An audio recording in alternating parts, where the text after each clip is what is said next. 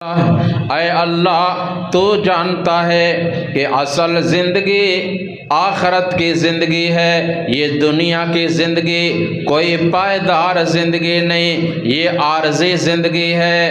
اے اللہ تو دیکھ رہا ہے یہ مہاجرین و انصار کس طرح سخت کام میں لگے ہوئے ہیں، اے اللہ یہ کس طرح تیرے اور تیرے پیغمبر کے حکم کی تعمیل کر رہے ہیں۔ اے اللہ ان کی دنیا بھی سنوار دے، آخرت بھی سنوار دے، ان کو ہمیشہ کے لیے معاف فرما کر جنت کا مالک بنا دے۔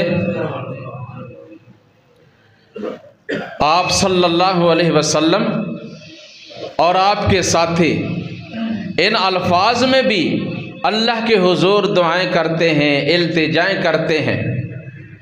اللہم لولا انت مہتدینا ولا تصدقنا ولا صلینا فانزل سکینۃ علینا وثبت الاقدام الا قینا۔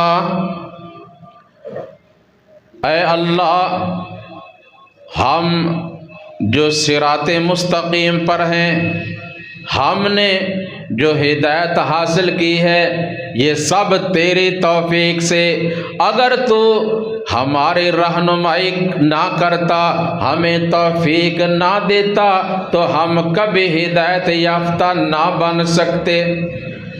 لولا انت مہتدینا ولا تصدقنا ولا صلینا، اور ہم یہ جو تیرے گھر میں آ کر تیرے حضور قیام کرتے ہیں، رکوع اور سجدے کرتے ہیں، نماز ادا کرتے ہیں، تیری راہ میں مال خرچ کرتے ہیں، صدقہ و خیرات کرتے ہیں، یہ بھی تیری توفیق سے، اگر تو نہ توفیق دیتا تو ہم یہ بھی عمل نہ کر سکتے۔ فَأَنزِلْ سَكِينَةً عَلَيْنَا، اے اللہ ہم پر اپنی جناب سے سکینت نازل فرما۔ وَثَبِّتِ الْأَقْدَامَ إِلَّا قَيْنَا، اور جب دشمن ہمارے خلاف آ کر صف آرا ہو جائیں، مقابلہ ہو، تو تو ہمیں ثابت قدمی اور استقامت عطا فرمانا۔ ان ساری چیزوں کی توفیق دینے والا کون؟ اللہ۔ اللہ سے توفیق مانگ رہے ہیں، اللہ نے پھر توفیق دی، وہ یہ کام کر رہے ہیں، حتیٰ کہ وہ وقت بھی آیا،